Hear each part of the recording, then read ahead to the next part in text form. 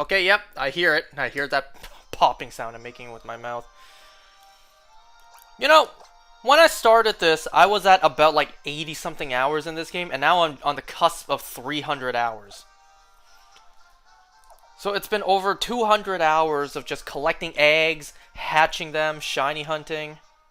Now clearly I'm not at Lumios City or Prism Tower.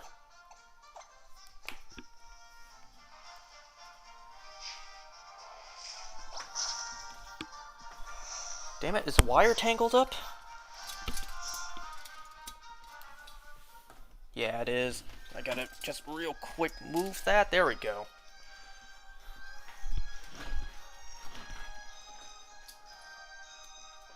Straighten this out again.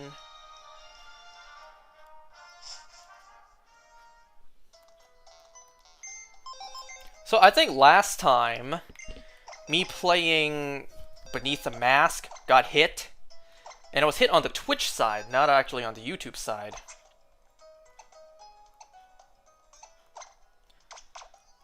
Well, I'm not going to bother appealing it, so if there's a portion muted, that's why.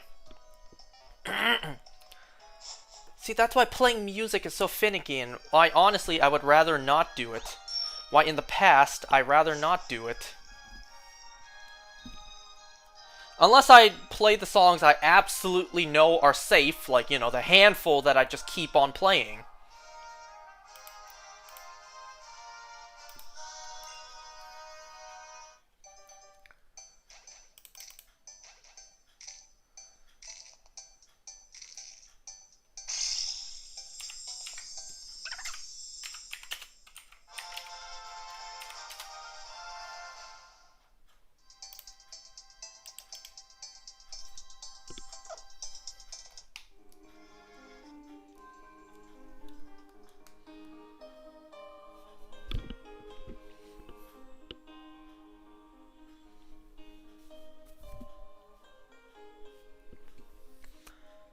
Alright, let me see. Is this straight? No, it's not.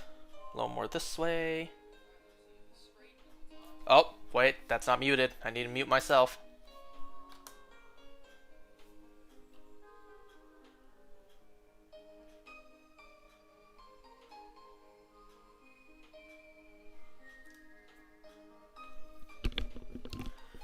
So, I don't have anything to talk about today. I didn't watch any shows or movies ahead of this. I don't have anything to talk about today. So today's going to be chill, possibly silent, unless some viewers tune in and we discuss something.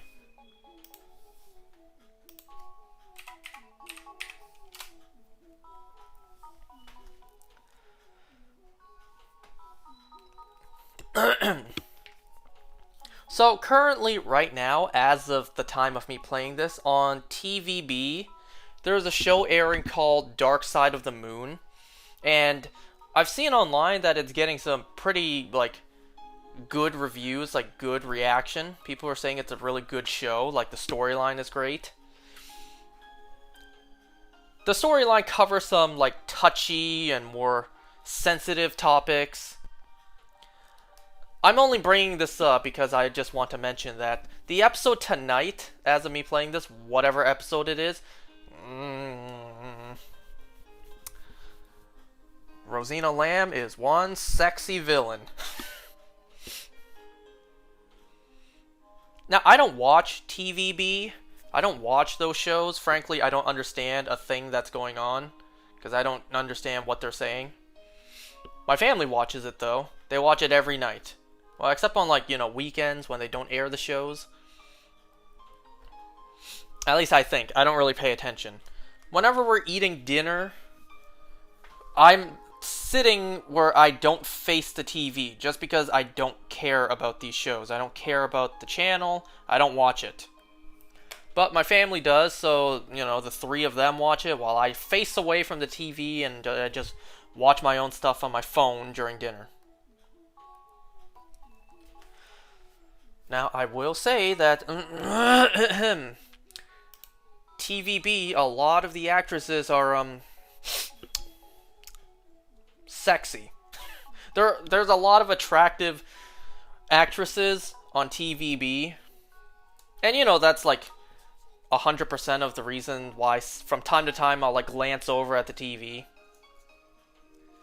But I don't want to make it too obvious. You know, I don't want none of that smoke from my family. Like, you like what you see, brother? Like, you like the face you see on TV, brother? Like, I don't want none of that. It's awkward, it's embarrassing, and frankly, it's just not worth it, right? It's not worth ever being called out like that. So every now and then I'll just like, glance over at the TV.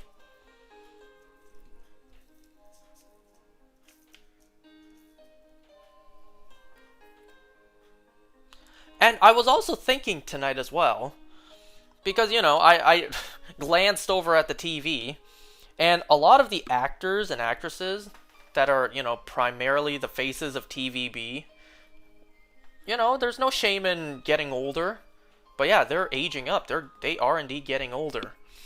For Hong Kong television, like when it comes to actually like scripted shows that require actors, it's a very small pool of people. Like, I gotta say, at least, props to the actors over there. They could just jump from one character to another in different shows just like that. Like, if you watch TVB shows, it's a lot of the same actors, just, constantly. And they don't appear in every single show, because, when they're done a show, they need a break, and then they'll act for another show, right? So you might see one actor be in this show, not the next show that airs, but then the show that airs after that. So you might see a couple actors skip a show and then be in the next show that airs. I started to think earlier tonight, like, one day, all of these actors are going to be gone.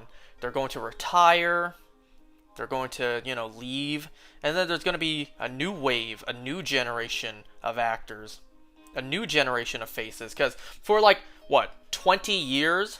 these have been the faces I've been seeing on TV non-stop. Sure, there have been new faces that come in, and then there were some faces that left, that stopped acting. But it's like, for the majority of, 20 years, I have seen the same faces on TV non-stop for, 20 years. And I'm just thinking, at some point, all of them are going to be gone. At some point, they're all going to retire. They're all going to, not be on TV anymore. And then at some point, there's going to be a new generation of actors that I will have never seen before. But then, someone else down the line will say, I've seen these actors on TV for 20 years. And, it's different. Hong Kong TV is different from here in the Western side. It's different from Western Hollywood, where you have a big pool of actors in Hollywood, right? There's so many TV shows over here as well, where you see one actor be on a show for 8 years, occasionally pop up in a movie within those 8 years, and then, Thing is, for TVB, it's different. Very rarely do the shows get a second season. A lot of the Chinese shows there are just one and done seasons. And then, it's another story with the same actors. So it's very different from, television over here in the West. Where, sure, you could continuously follow the same actor as that person goes from show to show. But over here, because there's so many different actors, it gets easy. It's easier to miss when actors get phased out and then, new actors come in. But over there, on that side, it's all the same actors. To the point, it's very hard to see the character and not just the actor. If you know anything about TVB shows, then you know what I'm talking about. Where you literally see the same actor or actress act in 10 different shows, and all of them are almost visually the same. Almost. So watching TVB shows, it gets really hard to discern from character from actor. Like, once again, that's different from here. Over here, you see an actor, you're like, oh my god, I can't see the actor without seeing the character. But over on that side, it's more like, I can't see the character without seeing the actor. Like, I just don't see a character, I see an actor. Because I see the same face all the time.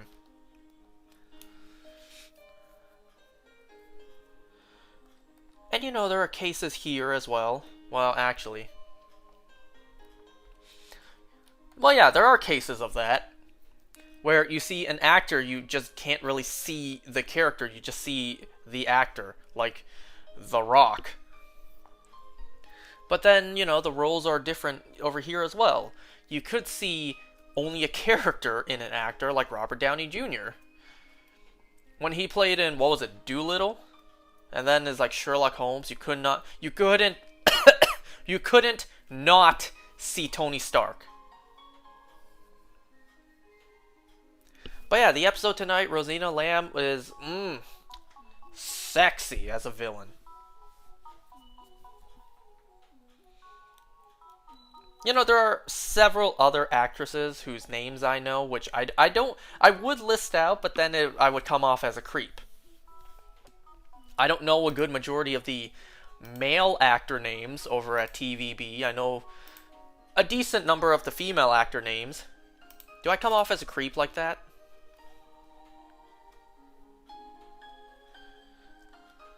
Like, I don't care about the channel and the shows to begin with, because I don't watch them. And I sure as hell care even less about the male actors than I do the female ones. So it's like, do I come off as a creep for knowing more female actresses' names?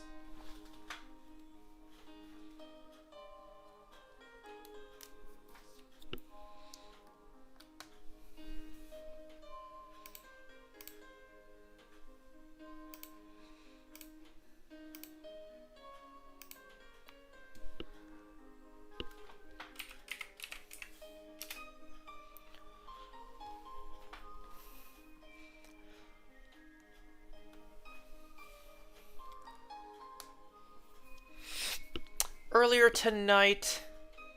Well, actually, he's still here. My sister's husband is here. We had leftover hot pot from the other night, so we tried to eat the rest of it tonight. No, we did not. We still have plenty. Well, not plenty, but like a decent amount. We have like 20 to 25% left. But, you know, that's still a lot of food.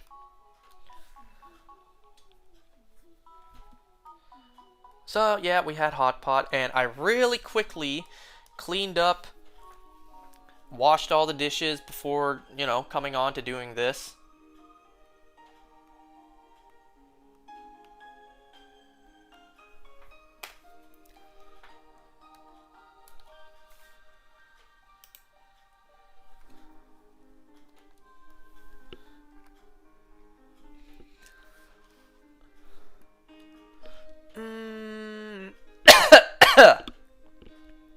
What else can I play?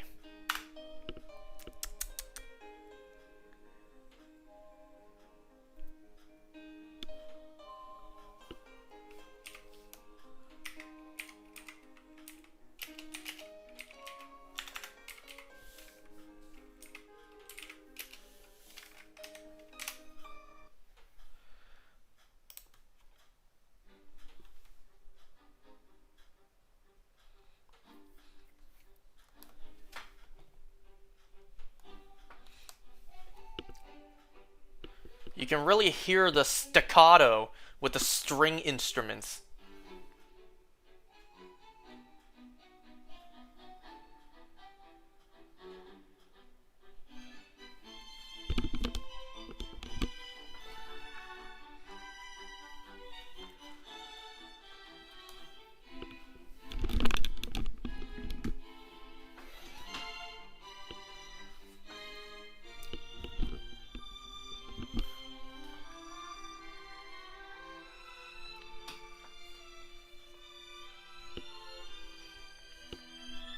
So, that douchebag friend of mine who suggested I watch From and, quit all the shows that I suggested he watch.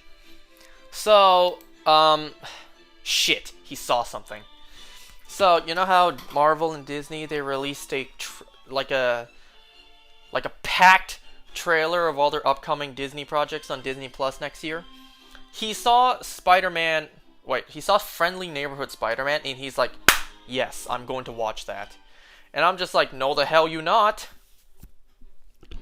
I say that as in, like, you actually watching a Marvel show? I doubt that.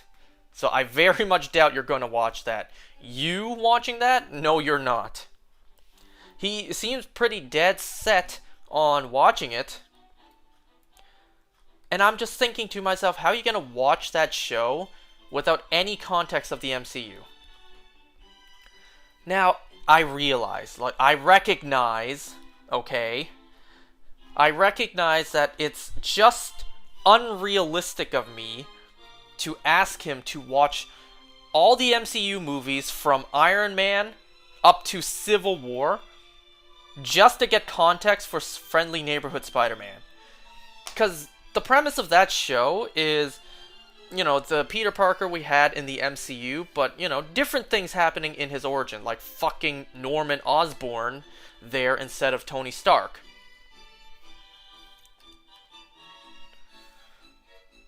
Realistically, everything in the universe predating that moment should be the same. The events of Iron Man to Captain America Civil War should all be the same. Only difference is, Norman Osborn exists. And then who knows what other Spider-Man villains exist. So, in my mind, I'm thinking, how are you going to watch this show without any context of the MCU? And, yes, it's unrealistic of me to ask him to watch all the movies from Iron Man 1 to Civil War. Iron Man 1 to Captain America Civil War. It's just unrealistic of me to ask him to watch all those films just to possibly understand a few references that may or may not be in the show. Because it's not out yet, we don't know.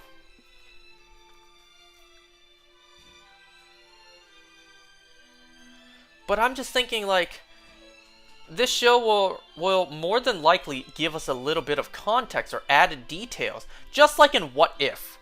Remember in What If, we were given the fact that T'Challa's grandfather donated some vibranium to America during World War II, and that donation of vibranium became Captain America's shield. So that gives us context for the main MCU. So I'm just thinking, how are you going to watch Spider-Man, Friendly Neighborhood Spider-Man, without any context? Then again, maybe it's pretty standalone. Maybe, even if you did watch it, there will be no references, no anything. That's definitely a possibility. But to me, it's just strange. Out of every Marvel project that exists and you haven't seen, you start with this one. Then again, that would be bizarre for any MCU project. You just jump in the middle, or you just jump to the very end, and that's the first thing you watch. If the first thing you watch was Thor: The Dark World, if the first thing you watch was Ant-Man, if the first thing you watch was, God forbid, She-Hulk, to me, it's just weird, Weird that would be the first thing you watch, instead of just starting at the beginning.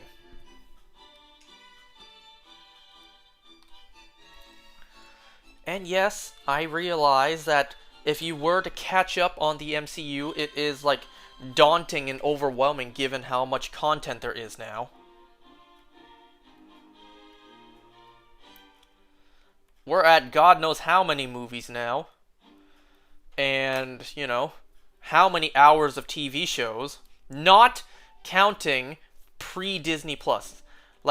Countless hours of TV show on the Disney Plus post-Endgame. So starting with WandaVision, Loki, Falcon and Winter Soldier, What If, God forbid, She-Hulk, Miss Marvel, Secret Invasion, all those shows. So not counting the pre-stuff, like Agents of S.H.I.E.L.D., Daredevil, all the Netflix shows. So speaking of Agents of S.H.I.E.L.D., so what I did today, and I don't know why I even bothered putting in the effort for this asshole who probably won't even use it. So what I did today was I created a Google Docs just for him of the MCU timeline from Iron Man 1 to Avengers Endgame. Only those... What? I created a timeline for him. Only movies up to Endgame. And Agents of S.H.I.E.L.D. So no Daredevil, no anything else. Just the movies up to Endgame and Agents of S.H.I.E.L.D. So that's what I did for him today. Whether or not he will use it, probably not. So it's like, why did I even bother?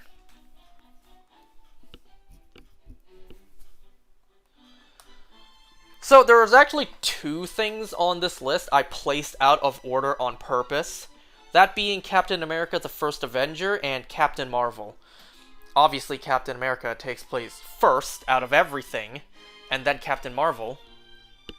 The reason I didn't put those in, like, you know, timeline order, but instead put them in release order, is because I don't want him to watch the post-credit scene and then not understand what's happening.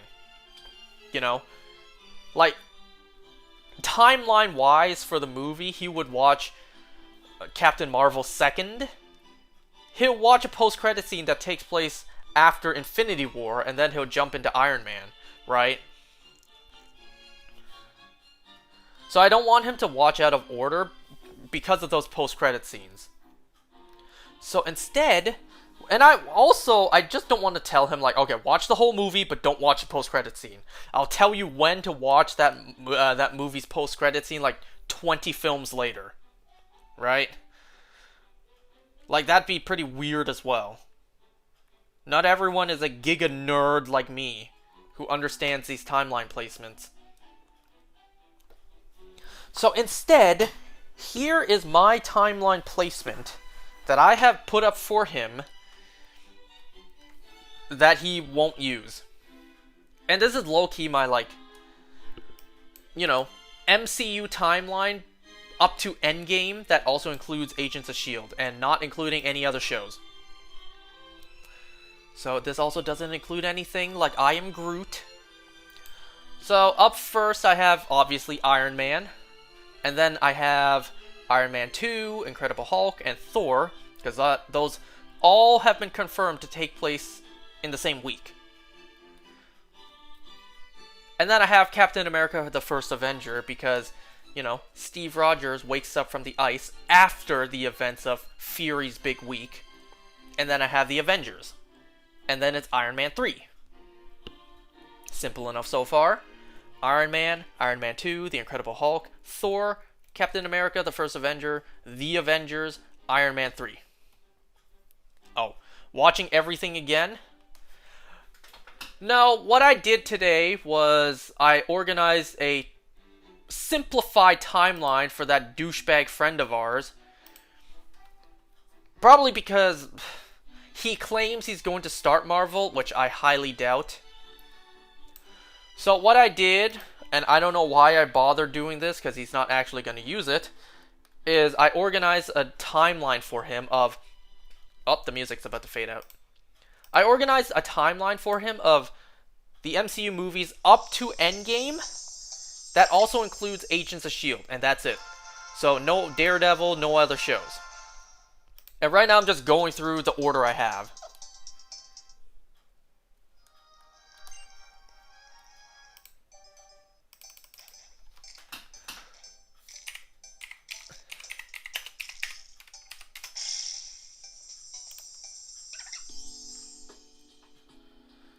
And I also mentioned earlier, I purposely put two things out of place, out of timeline order, being Captain America the First Avenger and Captain Marvel. Just because I don't want him to watch the post-credit scenes that take place like 10 years in the future of what he's currently at. So yeah, here's my timeline Iron Man, Iron Man 2, Incredible Hulk, Thor, Captain America, The First Avenger, The Avengers, Iron Man 3. So that's simple enough. After Iron Man 3, you would begin Agents of S.H.I.E.L.D. You would watch Season 1, Episode 1, all the way to Episode 7, and then you stop. Because after Episode 7, Thor the Dark World takes place. Agents of S.H.I.E.L.D. Season 1, Episode 8 deals with the aftermath of Thor the Dark World. So you would watch Agents of S.H.I.E.L.D. Season 1, Episode 1 to Episode 7, Thor the Dark World, and then Season 1, Episode 8, all the way to Episode 16. Then you stop again, you watch Captain America the Winter Soldier, and you guessed it, after that, Agents of S.H.I.E.L.D. deals with the aftermath. So now you would continue to watch the rest of Season 1. Season 1, Episode 17, all the way to 22. And then here, technically Guardians of the Galaxy takes place between seasons. And so does Volume 2, because Volume 2 takes place only 2 months afterwards. So after Agents of S.H.I.E.L.D. Season 1, Guardians of the Galaxy Volume 1 and 2, and then, this is a big chunk right here, Agents of S.H.I.E.L.D. Season 2, Episode 1, all the way to 19. And then it's Age of Ultron. And then it's Episode 20 to 22. And then now I put Ant-Man. Ant-Man is between Seasons 2 and 3 of Agents of S.H.I.E.L.D. Now it's Agents of S.H.I.E.L.D. Season 3. Season 3, Episode 1, all the way to 19, once again. And then it's Captain America Civil War, Black Widow, because Black Widow... Well, actually... oh yeah, Black Widow came out after Avengers Endgame. Whatever, I'll also include it. Because Black Widow took place before the ending of Captain America Civil War. You know, before Steve Rogers freed everyone out of the raft. So, literally between... there's an entire Black Widow movie sandwiched in between the runtime of Captain America Civil War. Anyway, so now it's Agents of S.H.I.E.L.D. Season 3, Episode 20, all the way to 22. And now it's Black Panther, because that takes place a week after Civil War. Spider-Man Homecoming, because I think that takes place 2 months afterwards. And then I put Doctor Strange here.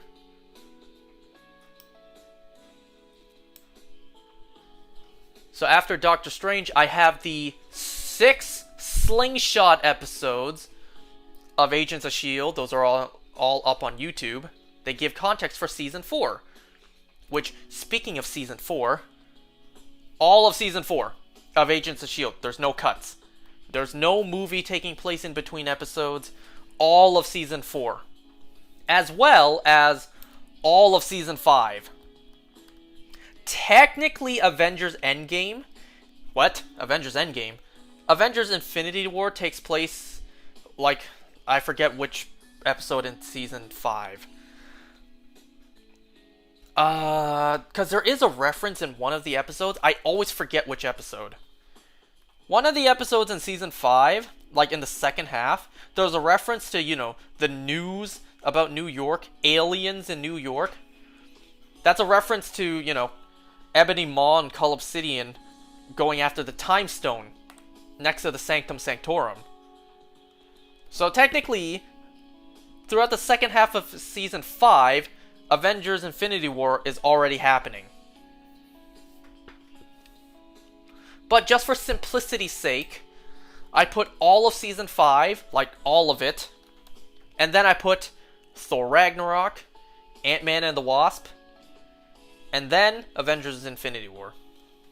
Now, that's a really weird timeline placement, because Thor Ragnarok transitions directly into Infinity War. But then Ant-Man and the Wasp is confirmed by What If to take place 2 weeks before Infinity War. So it's kind of strange. Whatever. So in Avengers Infinity War, and then after Infinity War, I put Captain Marvel. Because, that's actually how it came out. Same thing with Ant-Man and the Wasp, but then it's confirmed to take place right before, so just watch it right before. And now it's Agents of S.H.I.E.L.D. Season 6 and 7, and then Avengers Endgame. And that's it. That's my timeline. Yeah, the earlier seasons of Agents of S.H.I.E.L.D. had to be broken down because, movies took place between episodes. It started with Season 4 that no longer was the case, and the show was doing their own thing.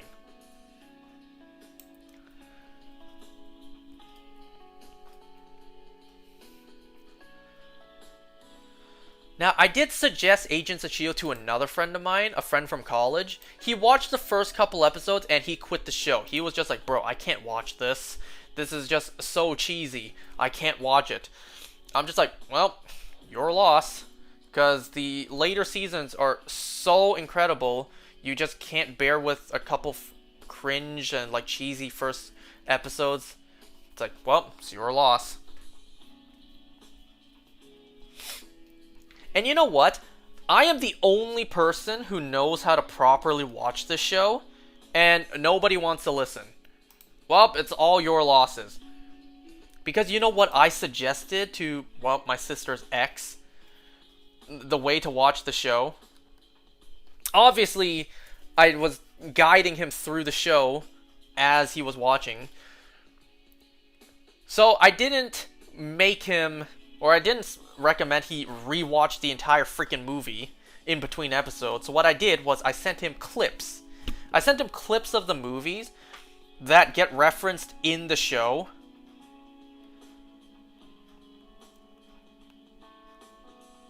So, it's like,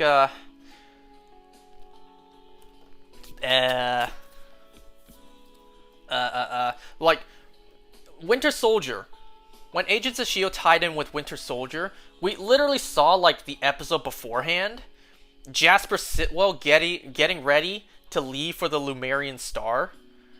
And then we don't see Jasper Sitwell again on the show, because he was killed off in Winter Soldier.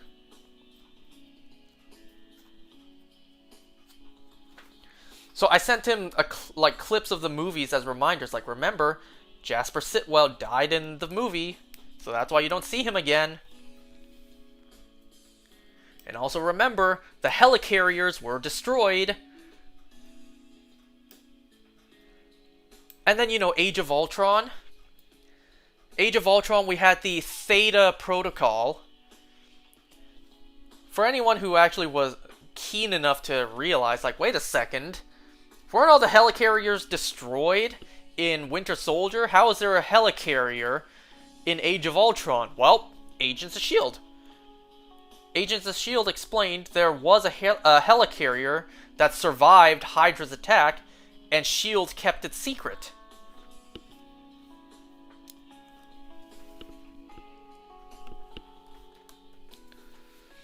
There's no tie-in to Ant-Man. Well, actually, there was, I think, a small reference to VistaCorp.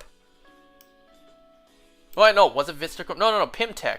That's right. There was a single reference to Pimtech, and that's it. Beginning of Season 4, there was one reference to Pimtech, and that's it.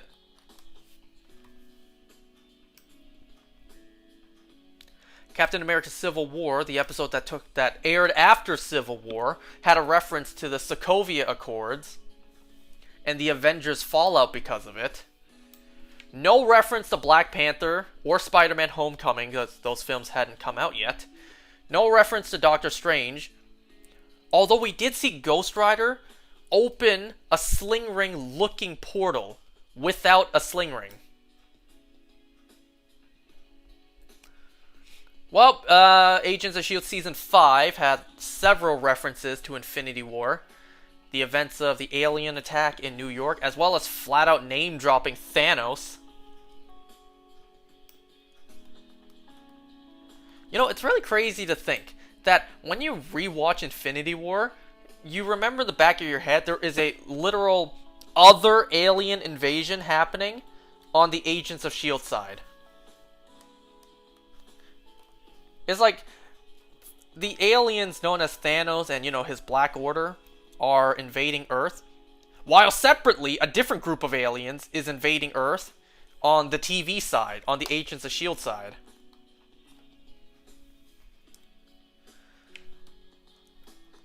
And then, Season 6 was we had a 1-year time jump.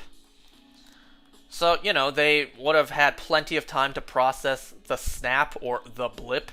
So they just don't reference it, which kind of sucks. But then again, the 1-year time jump is like their lazy way of explaining it. Like, the blip happened a year ago, they're over it, they're now moving forward. That's why they don't reference it. Kind of sucks, but it is what it is.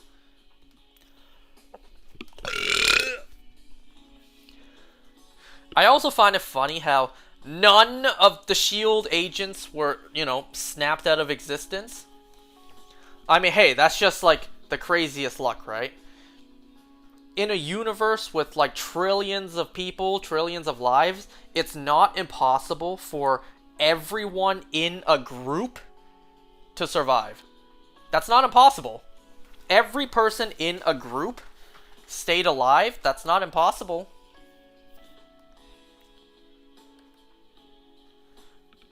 And if you say that's too much of a coincidence, well, it was quite a coincidence that the original 6 Avengers survived the snap, now wasn't it?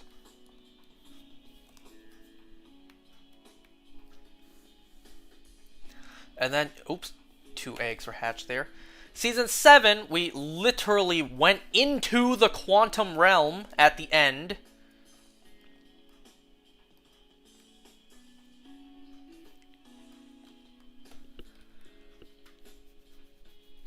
You know what's really funny, though? Now that we've seen Loki and the TVA, it's really interesting to watch Agents of S.H.I.E.L.D. and wonder, where the hell were the TVA during this, right? Because Season 7, they did an entire branch timeline. Now we know variants show up. It's like, well, where was the TVA this whole time? So my theory, or, making excuses for the show, like, say, Season 5, when the Earth got destroyed in that timeline, why didn't the TVA do anything about it? Well, the TVA probably knew that in a future, the Earth would be destroyed, but if the S.H.I.E.L.D. agents went to the future, knew about it, went back to the past, and changed it, they wouldn't need to just, prune the timeline where Earth is destroyed. Because it would just solve itself. So, yes, that would cause a branch. So, they just prune the timeline where Earth is destroyed. But not after the S.H.I.E.L.D. agents on the Sacred Timeline learn about it and prevent it on the Sacred Timeline. Thus causing the destroyed Earth timeline to be, like, no longer necessary. And they prune it afterwards. But hey, Deke is a variant. Or technically he just shouldn't exist on that timeline. At least not yet. So Deke is a variant. Why didn't they prune him? Well, it's like, I don't really know what kind of Nexus event that would cause, right? What Nexus event would that really start? So I just don't think any of the variants who showed up, like Deke or Sousa, Daniel Sousa, would really cause a branch in the timeline. We learned that Daniel Sousa died early on, sometime in like late 40s, early 50s. So they pluck him from the timeline. It's like, well, that didn't really cause a branch. And Sousa wasn't really present in, present day, at least not on Earth. We saw at the end of Season 7 that Daniel Sousa is off planet, so like, what the hell kind of branch would that cause? But what about the end of Season 7 when Deke was left in an alternate timeline where he clearly is doing things differently? Oh yeah, there's a good chance that one's probably pruned. So there's a chance Deke is dead. There's a chance Deke was sent to the void and consumed by Elias. That's sad to think. That's Fitz and Simmons' grandson. Oof.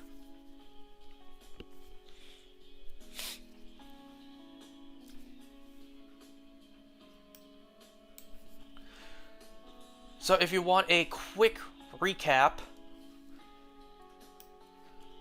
Oh wait, I didn't even finish what I was saying. So I was saying how I'm the only one who knows how to properly watch the show.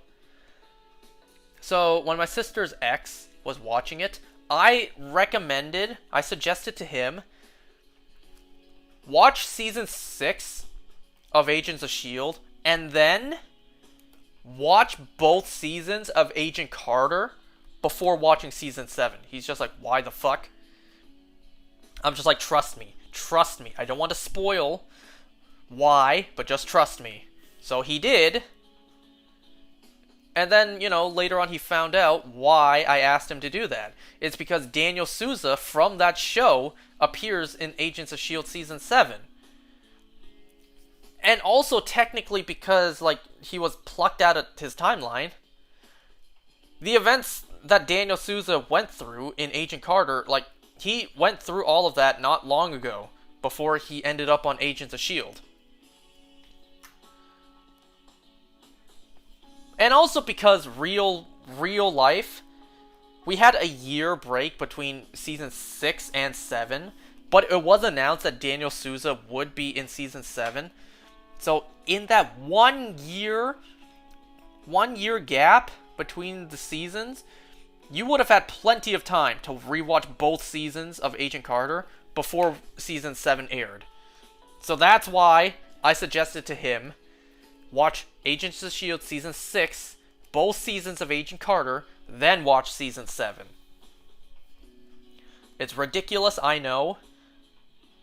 But hey, he thought it was now that he understood why I asked him to do it that way, I guess you could say he was kind of grateful for it.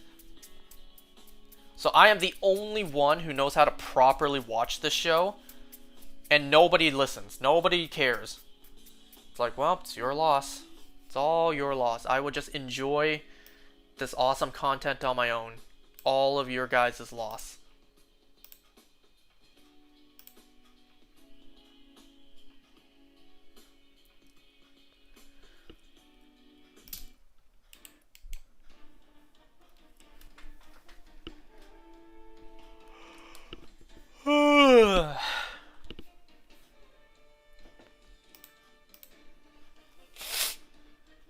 So yeah, if you want a quick recap of everything I just said, so I'll go over the entire timeline right now. You ready? Iron Man, Iron Man 2, The Incredible Hulk, Thor, Captain America the First Avenger, The Avengers, Iron Man 3, Agents of S.H.I.E.L.D. Season 1, Episode 1 to 7, Thor the Dark World, Agents of S.H.I.E.L.D. Season 1, Episode 8 to 16, Captain America the Winter Soldier, Agents of S.H.I.E.L.D. Season 1, Episode 17 to 22, Guardians of the Galaxy Volume 1, Guardians of the Galaxy Volume 2, Agents of S.H.I.E.L.D. Season 2, Episode 1 to 19, Avengers Age of Ultron, Agents of S.H.I.E.L.D. Season 2, Episode 20 to 22, Ant-Man, Agents of S.H.I.E.L.D. Season 3, Episode 1 to 19, Captain America Civil War, Black Widow, Agents of S.H.I.E.L.D. Season 3, Episode 20 to 22, Black Panther, Spider-Man Homecoming, Doctor Strange, the 6 episodes of Slingshot for Agents of S.H.I.E.L.D.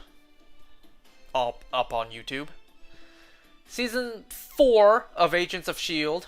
entirely, Season 5 of Agents of S.H.I.E.L.D. entirely, Thor Ragnarok, Ant-Man and the Wasp, Avengers Infinity War, Captain Marvel, all of Agents of S.H.I.E.L.D. Season 6 and 7, Avengers Endgame. Can't wait for you to get into Fate. What's Fate?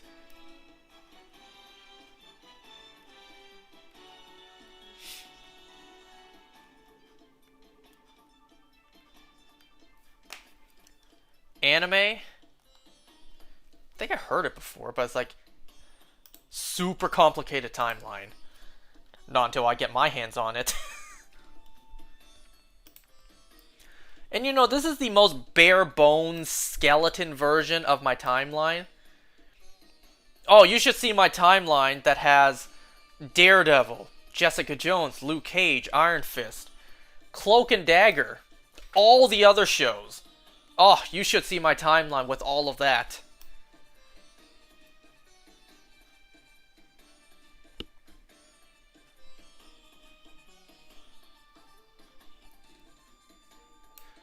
Because this is only including the movies up to Avengers Endgame and Agents of S.H.I.E.L.D. So this is very bare bones. This is very boiled down. So this is what I provided him so far. If he ever actually manages to get to the end of this list, then I'll tell him, if you want to watch all the stuff afterwards, that's up to you, because a lot of it isn't that great. Like, not a lot of content post-Endgame was super spectacular. So if you want, you can end off right there. You're good, right? But if you want to continue, that's your choice. I'll be happy to provide you a timeline that you just won't follow. And I'll be honest, there's probably even some shows here that I would honest to God recommend you skip. Ahem, She-Hulk.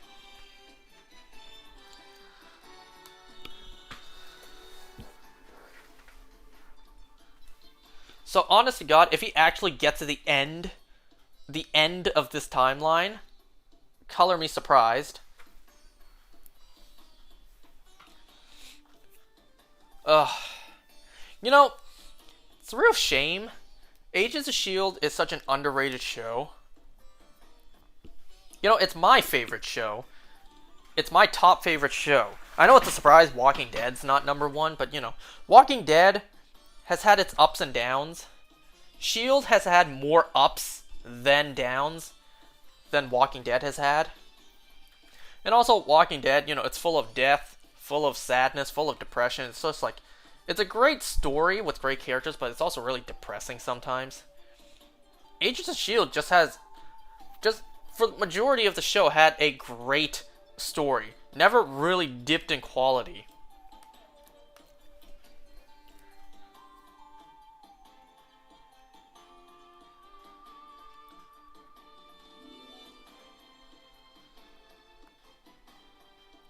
You know, there was never a moment on Agents of S.H.I.E.L.D. where the writers made a decision that absolutely infuriated the entire fan base. You know, there was never a Carl moment or a Negan cliffhanger. There was never a moment like that.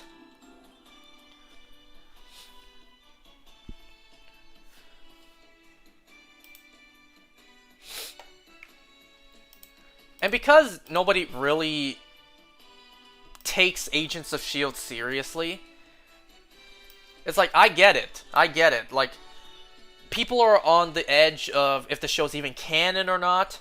To me it is, until proven otherwise, you know?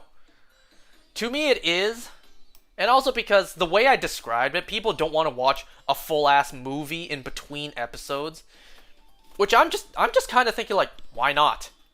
That's cool. Like, that's really cool. In between episodes, you watch a full movie, and then you get context in the next episode from the movie. That's really cool. I don't understand why you don't like doing that.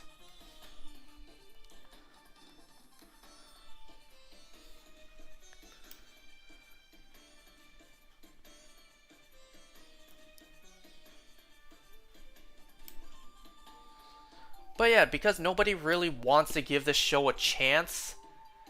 And then, you know, loyal fans like me, who gave it a chance and actually stuck through with it, oh my god, are we grateful we did. Because this show is so good. You really just have to, you know, endure the more cheesy episodes at the beginning. You know, the more cheesy episodes in the beginning of season 1 is just to really honestly pass the time. Because the movies hadn't come out yet for it to really tie into. Especially Winter Soldier. Thor the Dark World, it like vaguely ties in, but Thor the Dark World doesn't really affect the rest of the world like Winter Soldier did. You know, after the Winter Soldier, Agents of S.H.I.E.L.D. had to deal with the rest of Hydra that was still remaining. So the Winter Soldier affected Agents of S.H.I.E.L.D. heavily. And you know, also the reason you watch the show after Avengers and Iron Man 3 is because the literal first episode not only references the events of the Avengers, but also has Extremis in the episode. You know, that thing in Iron Man 3 that generates heat and regrows body parts? Episode 1 of Agents of S.H.I.E.L.D. literally had Extremis in it. So that's why you watch it after Iron Man 3.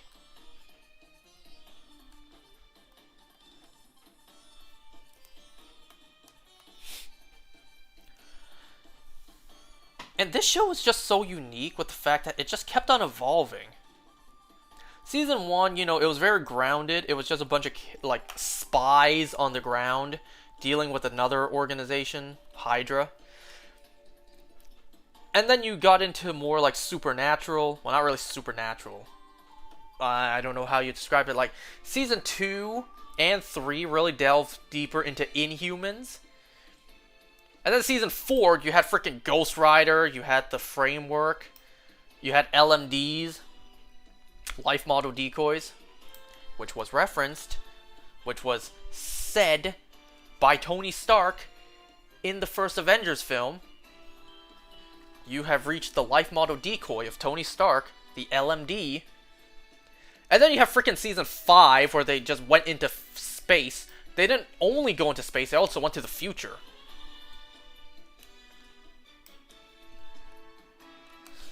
Season 6 was just a bizarre season. And then Season 7, they time traveled like throughout the decades. So this show just kept on evolving, kept on changing. Why it was so great, and why nobody... It's so frustrating, nobody really gives it a chance. I literally only have one person ever who I talk to about this show, and you know, we don't talk about it all the time, whenever the topic comes up.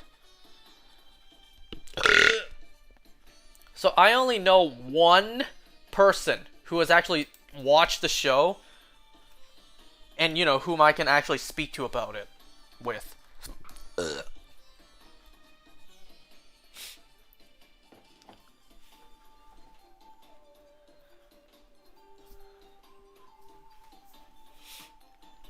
You know, he wants me to text him after watching From episodes, be like, oh my god, that was such a huge reveal, we gotta talk about it, we gotta discuss! Yeah, he won't give the same to me. He literally texted me last night, like, yo, that other friend of ours, he watched From. I asked him if he was caught up, and he said, yeah, so we discussed the most recent episode. I'm just like, you know, me and him, we discussed Arrowverse episodes as well. You and I could have discussed Arrowverse episodes as you watched, but, you ruined that.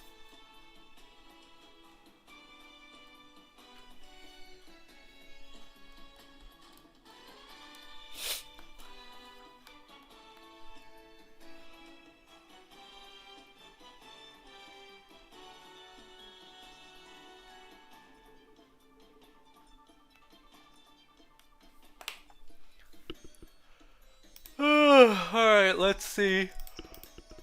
What other music I can play?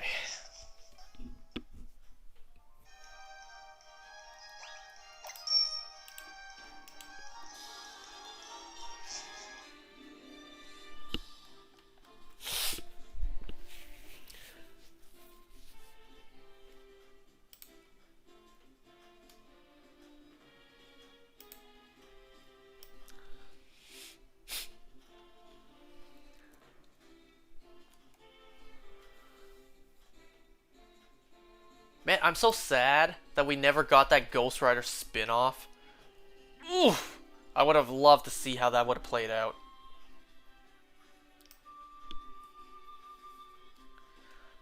So we technically did have a Ghost Rider in the MCU on Agents of S.H.I.E.L.D.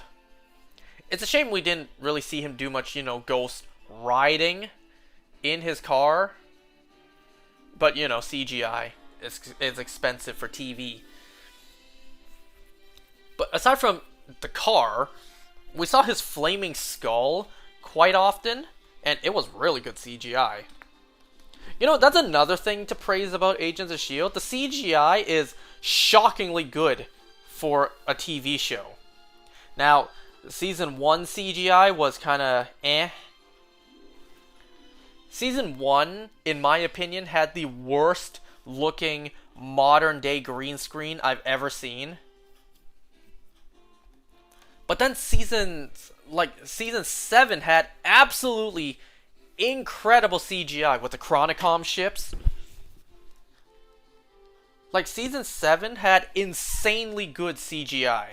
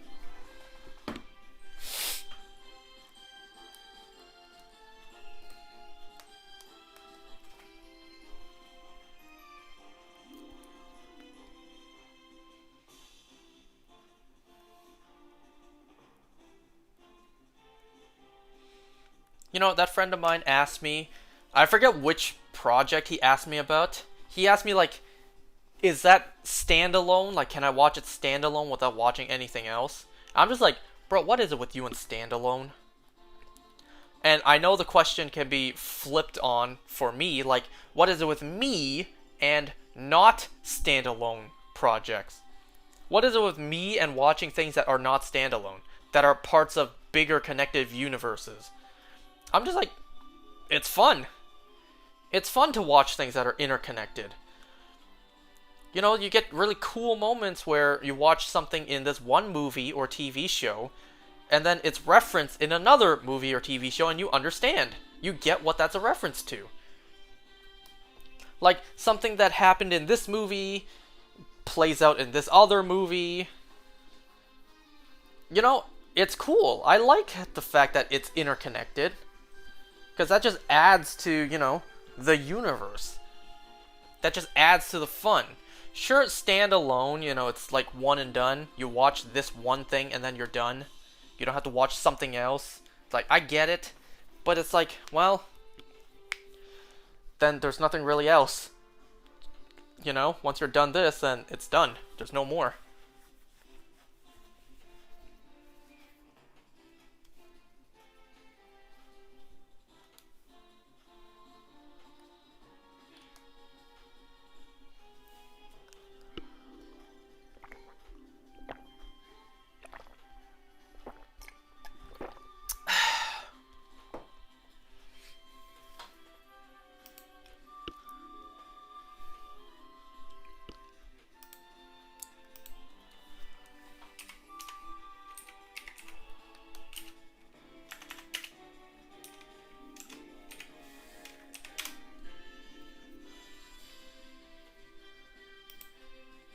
Oh, this anime. So I just looked up the Fate anime. Ah, this one.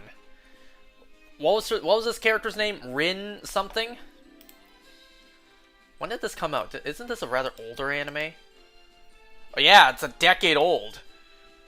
October 4th, 2014. Japan. So it's like just over 10 years old, and I've never seen it. You know what else is 10 years old? I think, let me double check. Was it today? Because I've been seeing some of it on Twitter today.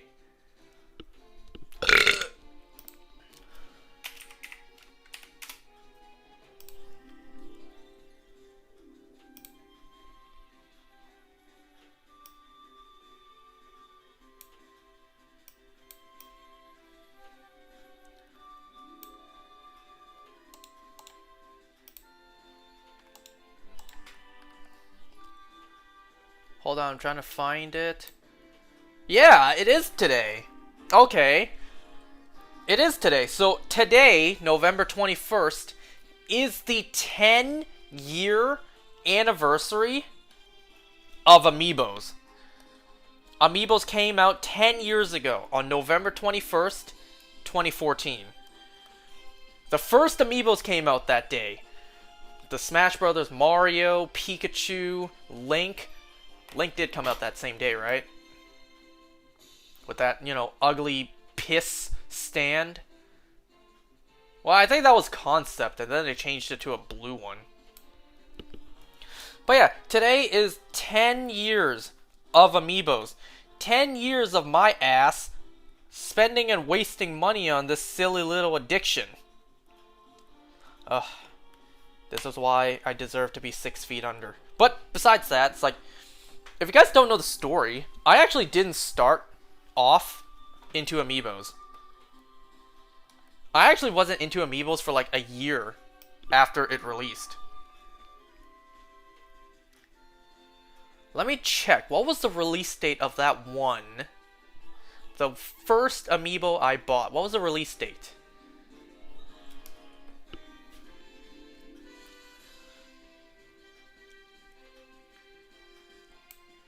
Okay, so it had to have been at least a year after the initial release. Because the first ever Amiibo I ever bought was the Silver Mario. So the Silver Mario came out May 29th, 2019. So like 6 months after the initial release of Amiibos. So, you know, minimum 6 months, I wasn't into Amiibos. I actually didn't see the point of them. I'm just like, I don't see the point in collecting these figures. And then I bought one, and now I nearly have all of them. So the story of how I started collecting Amiibos, I was on a trip to New York with my uncle. My uncle came here from Hong Kong, that same uncle who came here to attend my sister's wedding. He came here for a trip, for just a vacation here. And we went on a like tour bus trip to New York. My mom was there. I can't remember if my sister was there. I think she was. I don't think my dad was there. So with my uncle, we were you know, we were on a trip to New York. We stopped, I think, at this outlet mall that had a very, very small Toys R Us. Now, me being, you know, me being like a mid-teen age, I was still a child into toys. I'm still into toys now. So I walked into the Toys R Us. I saw 2 Silver Mario Amiibos just hanging there. I'm just like, wait a second, isn't that rare? I think I saw online that the Silver Mario Amiibo is rare. So I contemplated back and forth, like, should I buy it just for the sake of it's rare? Ultimately, I ended up buying it. And then, you know, that was the first Amiibo I got. And then from that point on, I started collecting these figures. Now, my stupid ass did not buy both. I really wish I did, looking back. There were 2 Silver Mario Amiibos there, and I only bought 1. And I had more than enough to afford buying it too, because I think my mom handed me a $100 bill to buy that $15.99 toy. I had more than enough to buy both, but at the time I was stupid, and I didn't think to buy both of the rare figurine collectible items that I saw, but instead just buy one. So that's the story. The first ever Amiibo I bought was the Silver Mario. at New York in a very small Toys R Us, and since then I have spent, or rather wasted, thousands and thousands of dollars on these plastic figurines. Am I ashamed? Yes.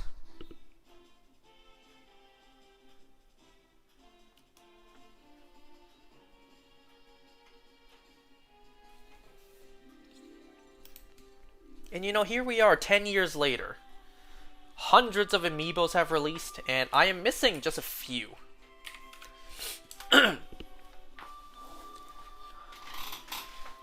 I double checked, like, yesterday. I'm only missing, like, a small handful of all amiibos. There's a couple of them that I'm not including just because, like, those are really hard and really expensive to get. So I separated those from my, like, the amiibos I'm still lacking that I can still reasonably get. So the ones I don't have that are just unreasonable for me to get are like Mega Yarn Yoshi, the Poochie amiibo, as well as the Cubey amiibo. Those ones are just like honestly unrealistic for me to get my hands on because they go for hundreds upon hundreds of dollars online. And I ain't about to spend a couple $100 for a yarn plush and a literal cube on a disc. Maybe one day I will, just to complete the collection, but not anytime soon. So out of all of the, like, as of this moment, all of the reasonable ones I can still get that I still don't have, I still don't have a Smash Brothers Yoshi amiibo, nor do I have a Smash Player 2 Cloud and Player 2 Corrin. And that's it. That's all the Smash amiibos I'm missing. The 3. In terms of the Mario series, I forget exactly which one. I think I'm missing 4. I'm missing Rosalina, Wario, Luigi, and I can't remember what the last one was. I think I don't have Donkey Kong. I have Diddy Kong. I don't think I have Donkey Kong. I have all the Zelda ones. I have all the Animal Crossing ones. I have all the Fire Emblem and Kirby ones. I am missing one Splatoon amiibo, and that is the orange Inkling Squid. That's it. And I think out of all the figures, that's like majority of the ones I'm missing.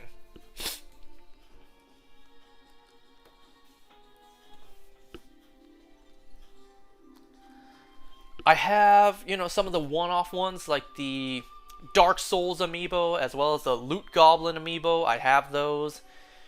I have the Mega Man 30th Anniversary. I have the Mega Man Gold. I have all the Metroid ones. So yeah, I am only missing like 8 reasonable amiibos. The 3 Smash ones, the 4 Mario ones, and the 1 Splatoon. And, obviously after that, the ones oh wait, I'm missing also the Dark Turbocharged Donkey Kong. But, that's really hard to find these days. I have Dark Turbocharged Bowser, not Donkey Kong. Yeah, that's really hard to find these days.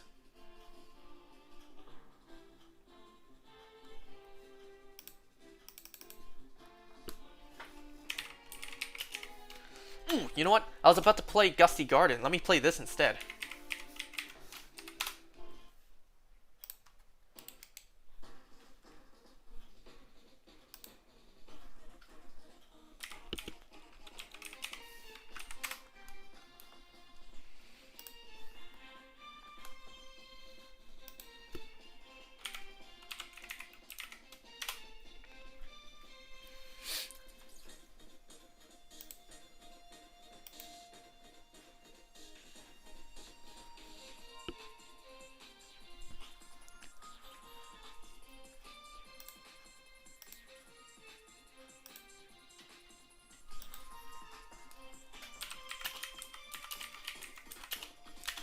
My god, this meme is everywhere. A friend of mine just sent me another chill guy meme.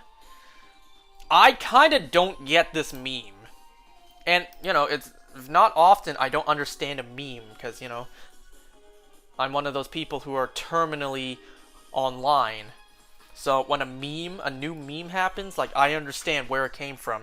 This one, the chill guy meme, I don't really understand it. I looked it up. Turns out this meme was a popular thing like a couple months ago, and then it died down, and now it's back up. I didn't see this meme a couple months ago when it was supposedly popular, but now it's everywhere. A friend of mine, like that one jackass friend, he kept on sending it to me. I'm just like, bro, did you join a cult? Like, I don't know what this is. Did you join a cult? Worshipping this chill guy character?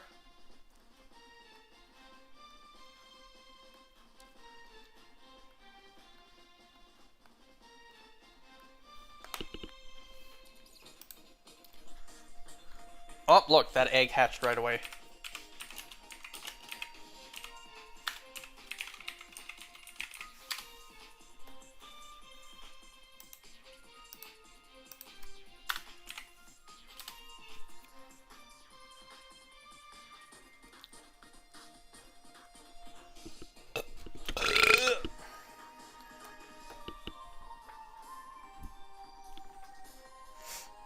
You know, I may as well just hatch all these eggs in the Pokemon Center, if all of them are going to hatch right now.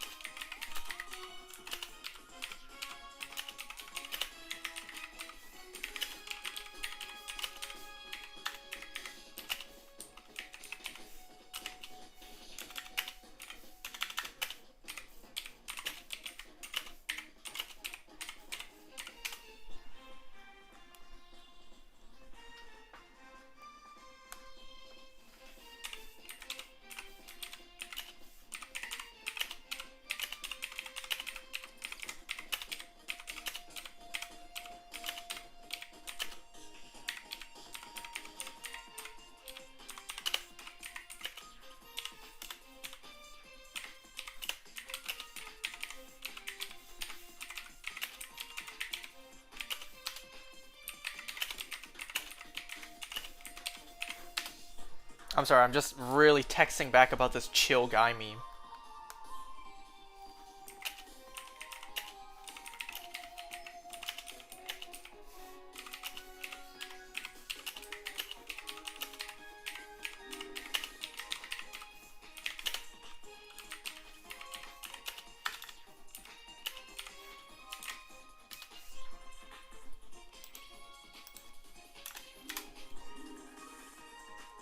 Well, that was a fast 5 eggs to hatch. None of them shiny, sadly.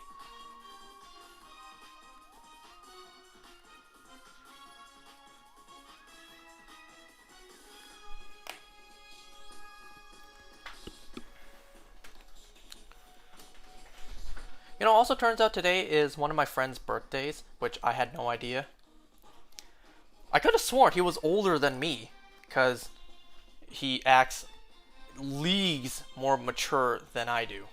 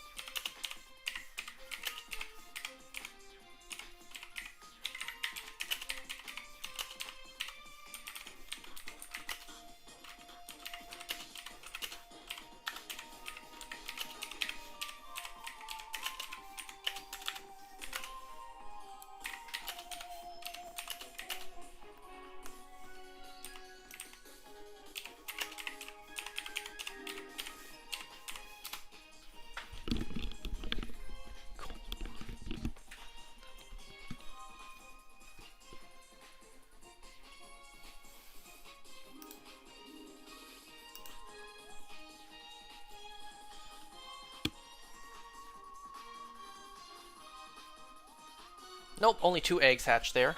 Good thing I checked.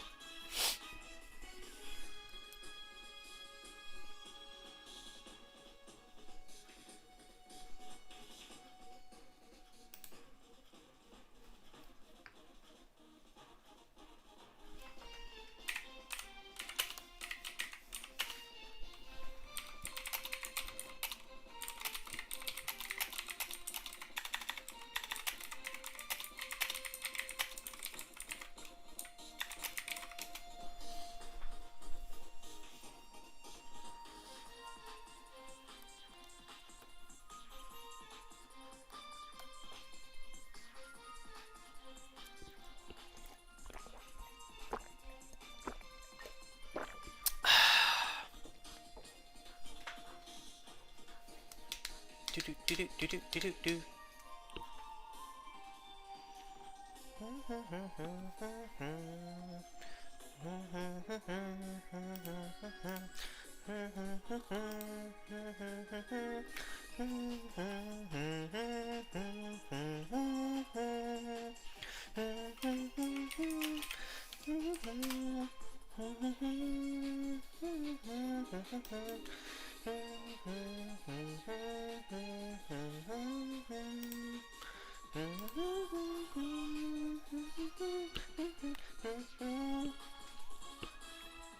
What the hell? Fate only has 2 seasons?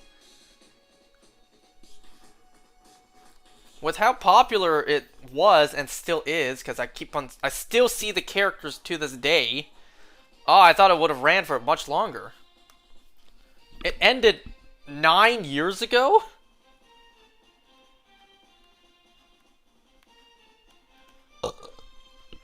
Unless there's another show I don't know about.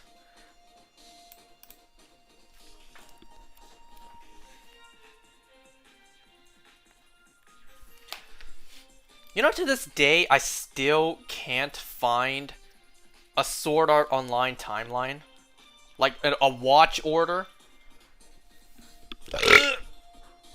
Because I see conflicting evidence on, like, some websites, like, there's this many movies, and then I see another website, like, no, there's not that many movies. So it's like, I am so confused. I watched Season 1 of Sword Art Online, like, God, 10 years ago. And I never saw Season 2.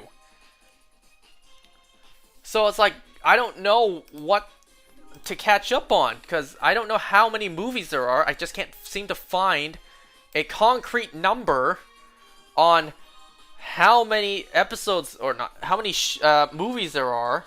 I thought there's like more than one series. Ah, there is more than one Fate series. Ah, there we go.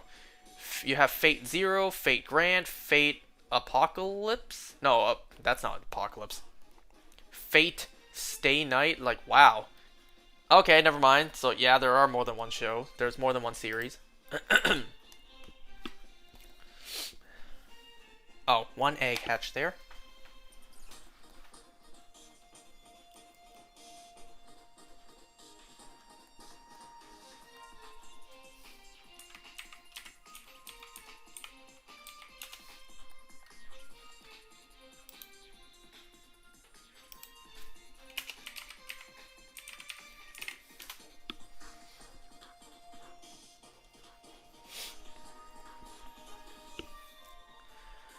You know, I just don't really find the chill guy meme that funny.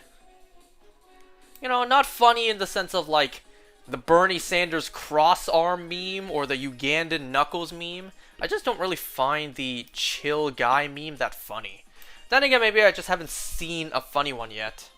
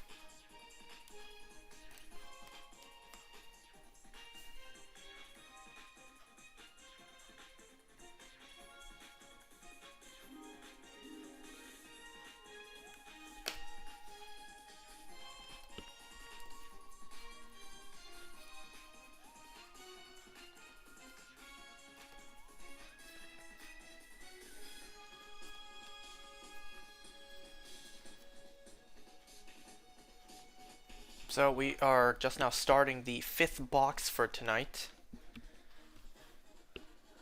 I think.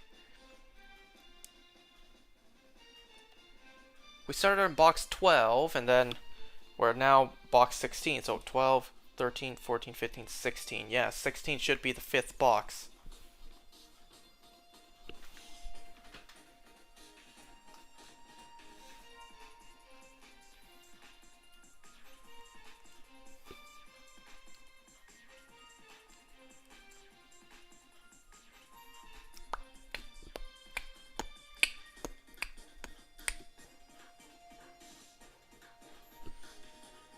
Feels like I've been doing this for way longer, and it hasn't even been an hour and a half yet.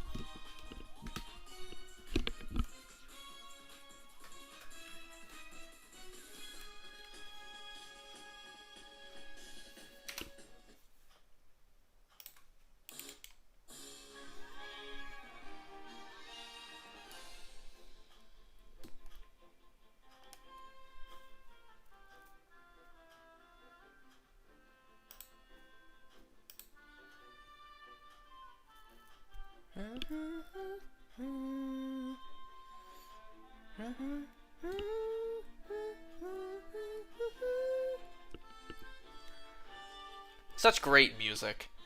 Mario Galaxy has had such great music. It's a shame we never got a 3rd game.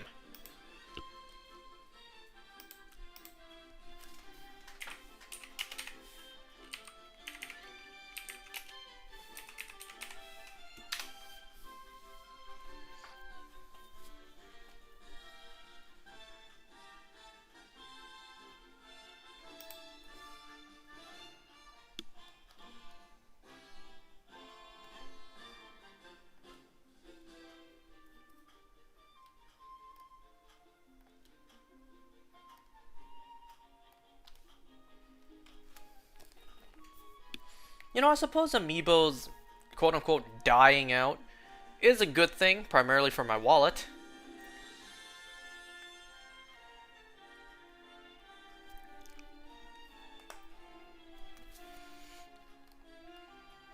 I don't think they're going to go as crazy and release so many Amiibos like they once did. I can realistically only see them releasing new Amiibos for, like, obviously Smash, and I would say probably Splatoon.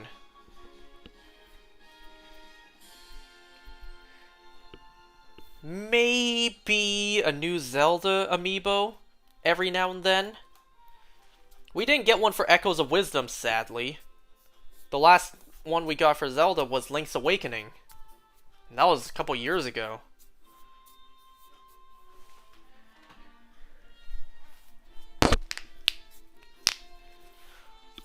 So yeah, we're probably not going to get any more one-offs like the Loot Goblin or Dark Souls.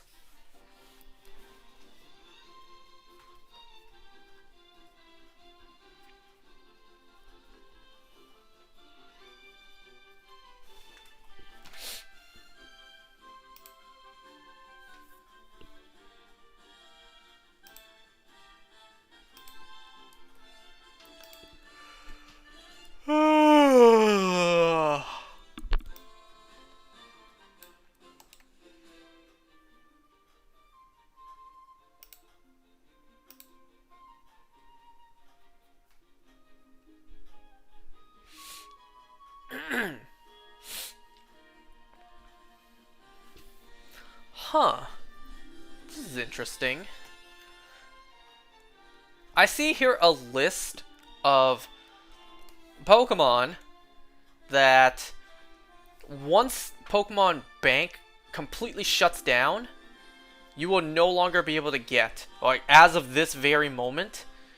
I'm sure in the future they will come back, but as of this very moment, once the Once Bank shuts down permanently, you cannot get these shinies at all on the Switch. So that includes shiny Mew from the Gen 1 Virtual Console, shiny Celebi from the Crystal Virtual Console, Jirachi from, Pokemon Channel. Good luck getting that shiny Jirachi.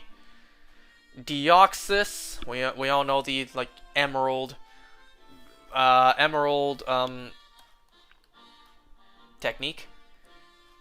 You have to have 2 Game Boy Advances and then an SD card and whatever. You can't get shiny Manaphy, Darkrai. Yes, Darkrai counts because the event for it in BDSP is over. You cannot get shiny... Oops. Cannot get shiny Type Null or Silvally. Same with Poipole and Naganadel. Or the Partner Cat Pikachu. And then this list also includes all the shit that I'm hunting right now. Patrat, Watchog, these monkeys, as well as Furfrou.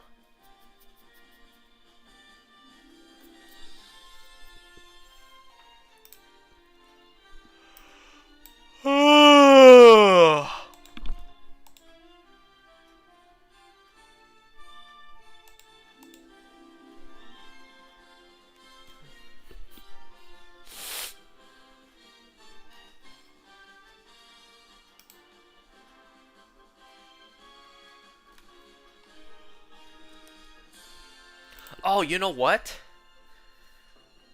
Spinda as well. Because for some stupid reason, you catch a Spinda in BDSP, it just cannot go into Pokemon Home for whatever reason.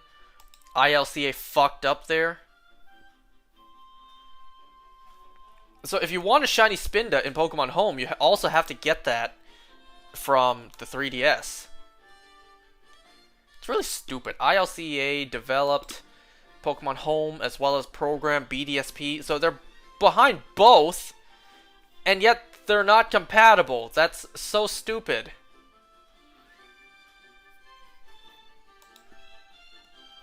And it's even more stupid that to this day they still haven't fixed it yet.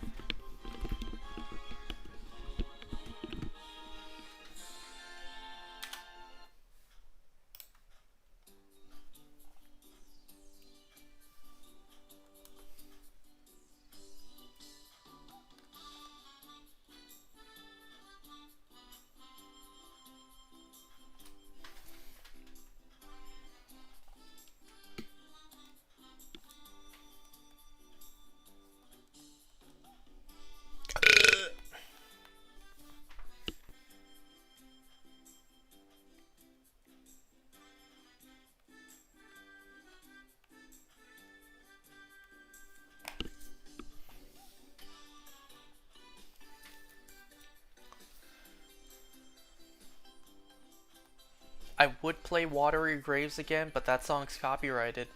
I wish I could play it.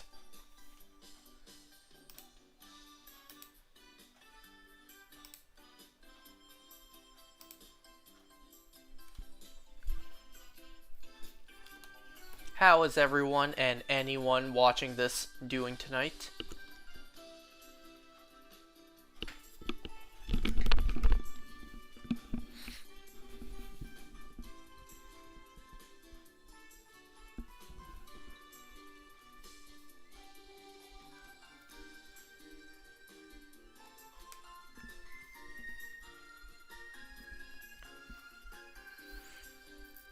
You know, I have absolutely no idea what instruments make those sounds.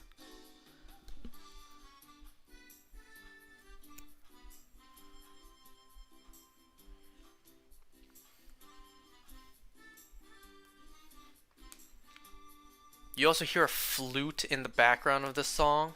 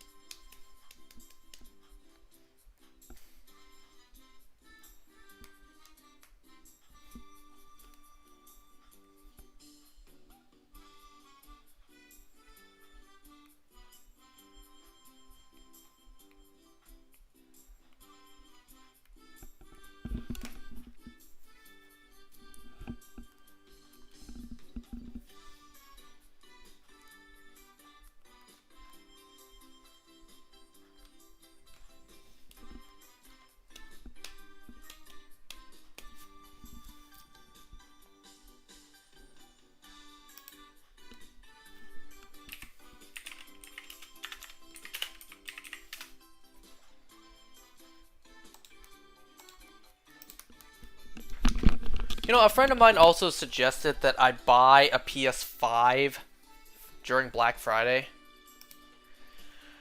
And then I was trying to tell him, like, what if, you know, the slim chance Sony releases a PS5 Pro with the disc drive? I don't want the digital system with a separate disc drive that you can attach on.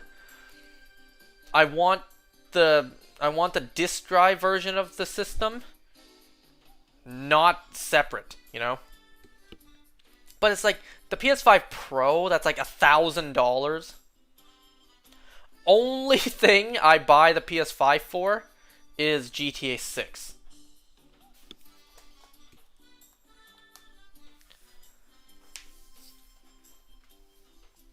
So like, I know it's... I know you're gonna tell me why even bother buying the PS5 Pro. Just buy the PS5 regular and just, you know, save yourself the money. Normally I would agree, but it's like, I don't already own a PS5, right? If I already had a PS5, then it would be absolutely stupid to upgrade to a PS5 Pro. But because I don't have any PS5, wouldn't it just make sense I buy the Pro version? But then again, it's like, geez, $1,000.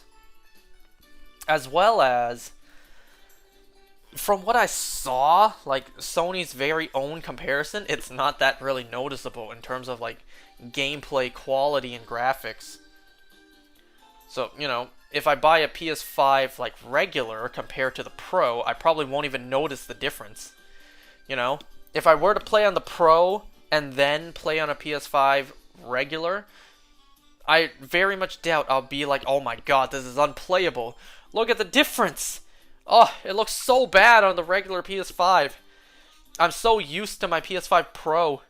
I just can't play on the regular PS5 anymore. Oh, the graphics are too ugly. Right? It's like, I doubt I'm gonna be like that. I mean, I have a PS4 Pro. I never had a regular PS4. So I bought the PS4 Pro. Like, wouldn't it just make sense for me to just one and done buy the best version of the system? But then again, it's like there's no guarantees that they even will release a PS5 Pro with the disc drive built in, right? And if they don't, well, I have no choice but to buy a regular PS5 disc drive.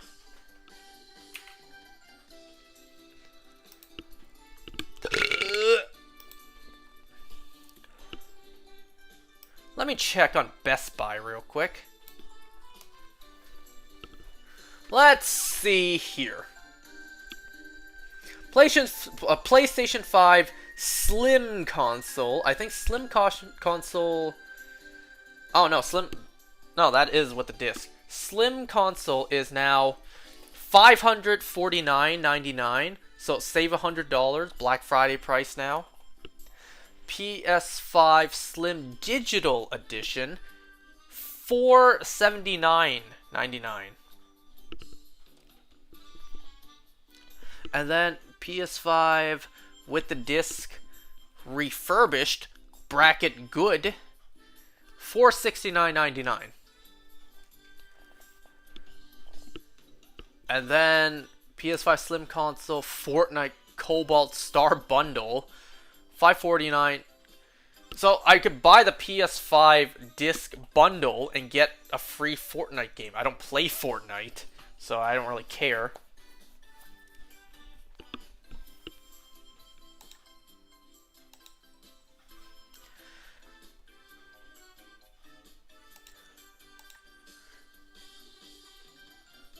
Plus $2.50 EHF. I don't know what that means. You know, I actually went to the dollar store the other day. They were selling, like, phone charging cords and earbuds, wired earbuds, for, like, a couple bucks. But then I saw, plus, like, eco fee, 3 cents. So, say the phone charging cord was, like, $2.50. The price tag would also say, plus 3 cents, eco fee. And then it would literally say equals $2.53. I'm just like, you can do that?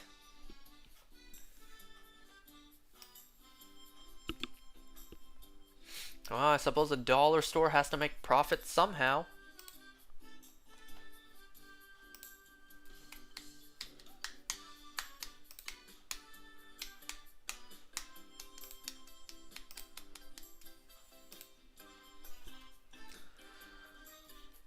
What else can I play? What other music can I play?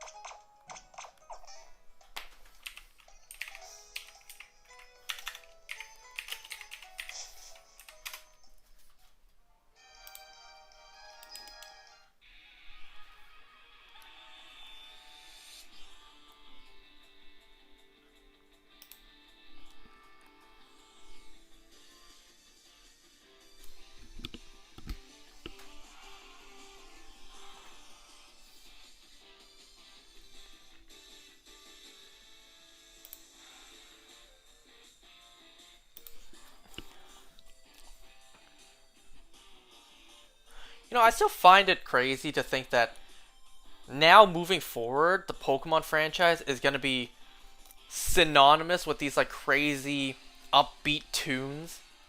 You know, ever since Toby Fox worked on the franchise for the music.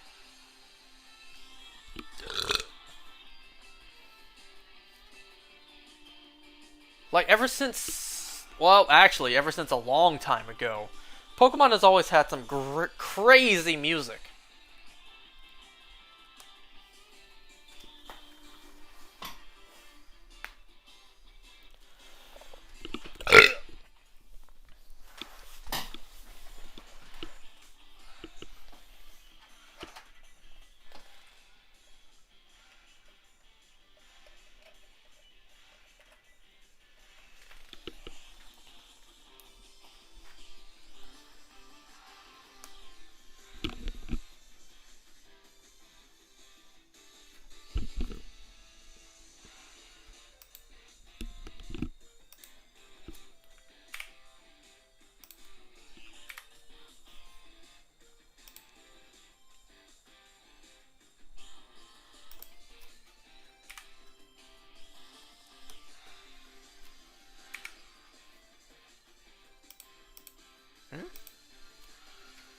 Oh, I'm hitting the wrong... Wait, am I? No, I'm not hitting the wrong button.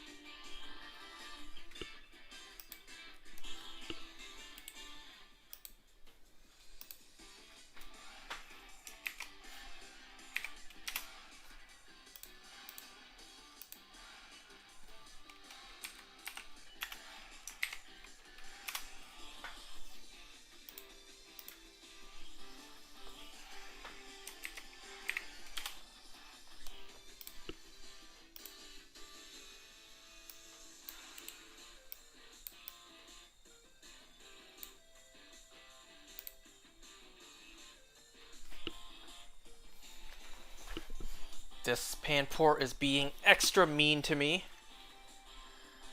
Oh, I was really hoping I wouldn't have to go another 800 eggs, but it really seems like I will.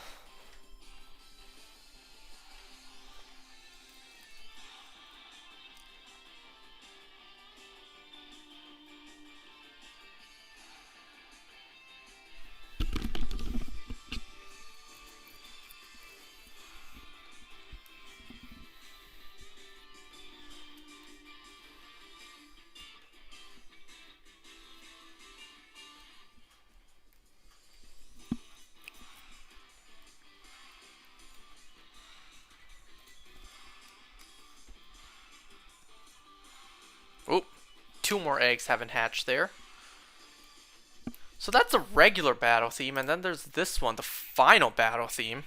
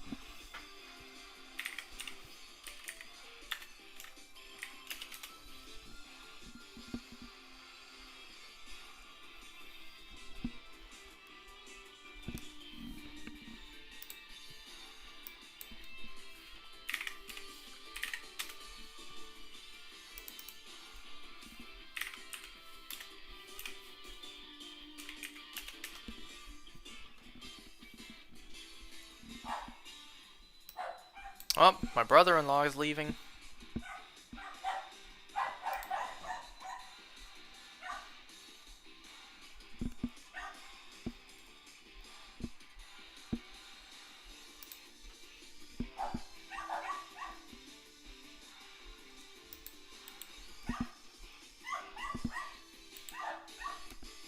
Oop.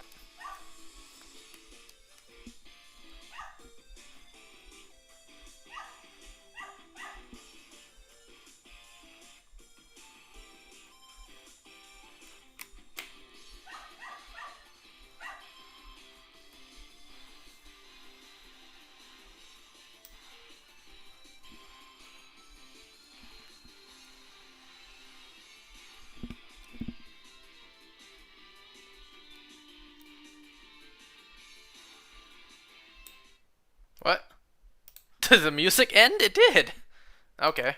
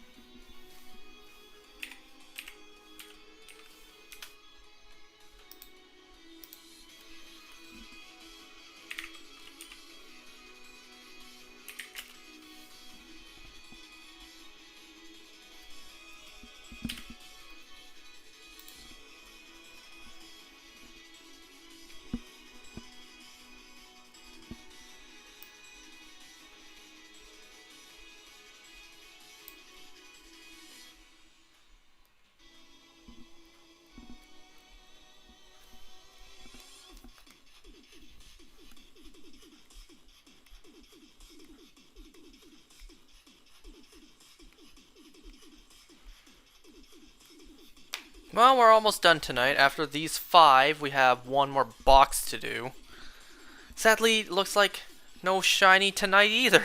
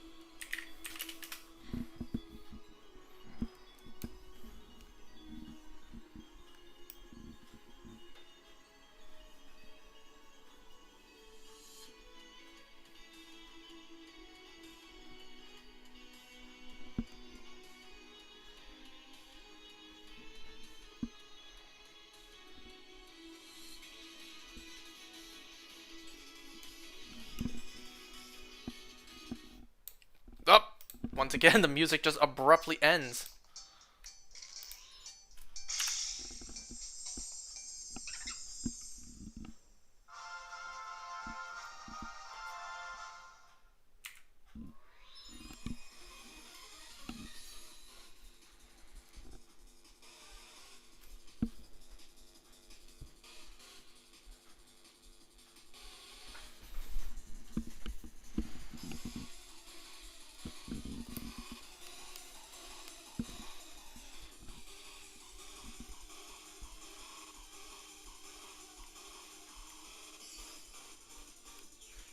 Well, last box for tonight.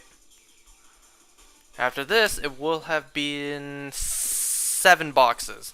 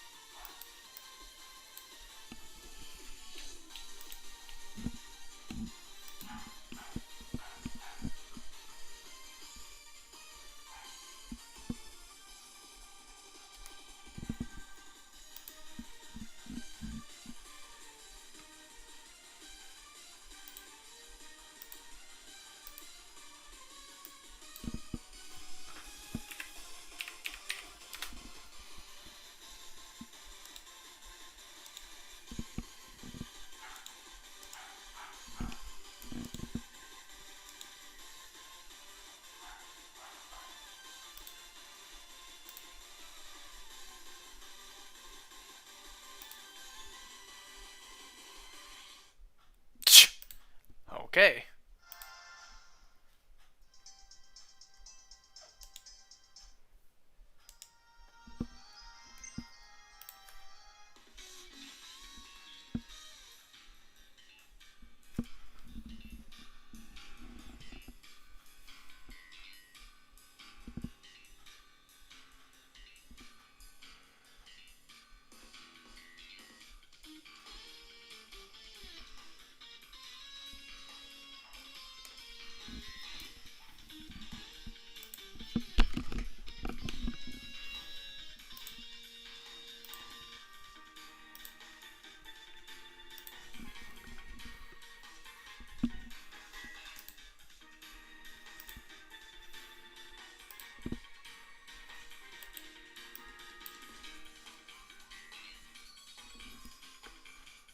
Mm-hmm.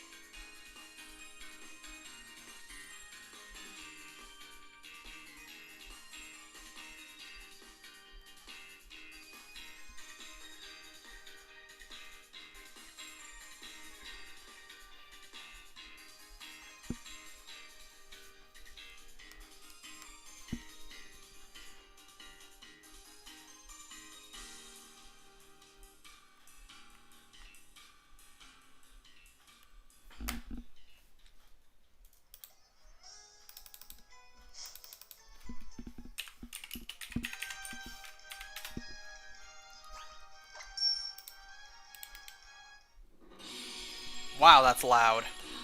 Turn that down.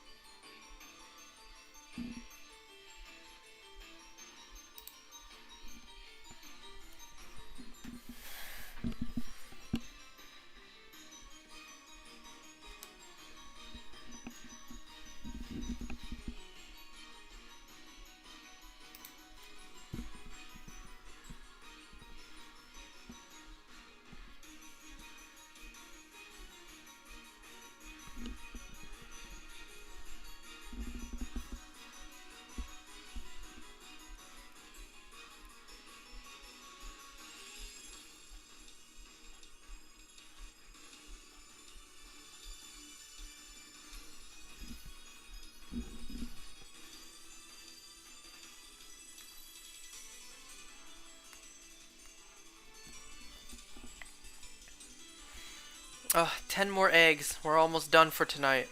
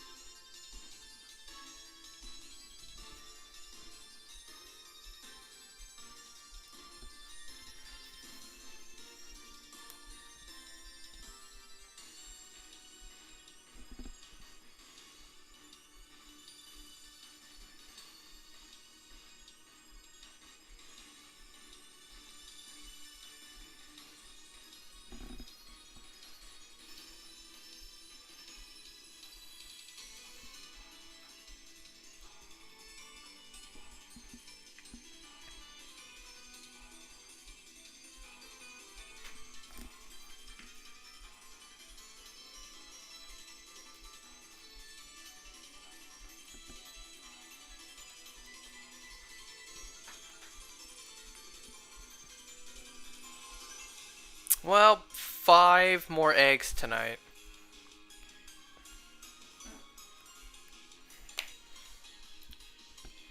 Last 5 for tonight.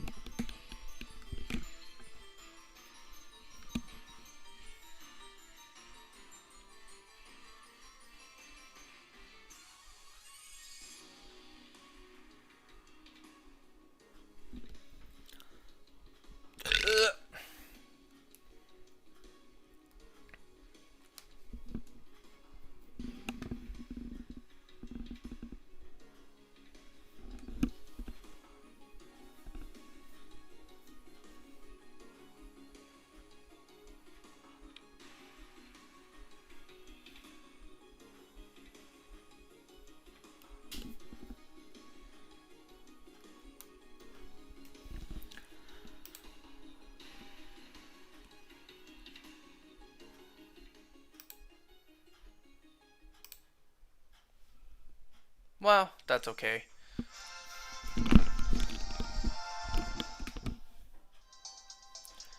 Alright, last egg for tonight.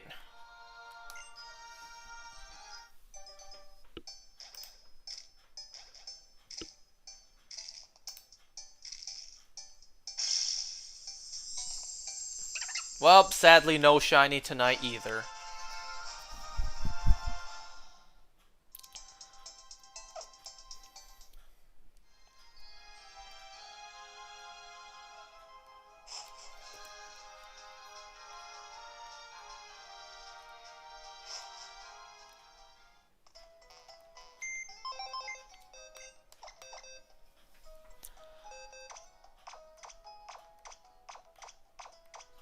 And let me check. 12, 13, 14, 15, 16, 17, 18. Yeah. Let me make sure. No shiny tonight. Because ever since I wasn't able to tell with that first shiny, Panpour, man, I'm paranoid now.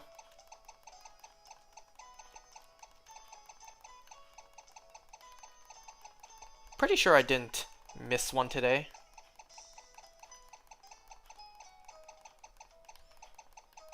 You know, I was thinking, how crazy would it be if I got a female shiny Panpour, since the odds are majority male, and I haven't gotten a female shiny monkey yet. I did get, you know, 2 female shiny Patrats, but you know, those are 50-50. What if I got one of these ones, where the odds are like 12% female? That'd be cool. Nah, this is the last box. I don't think we got any shinies tonight. No, we most certainly did not. Alright, how many hours am I at now? 300 hours. Alright, well, that's going to do it for tonight. Of course, we will continue this next time, trying to get the second shiny Panpour. So, thanks for watching. See you guys next time. Okay, bye.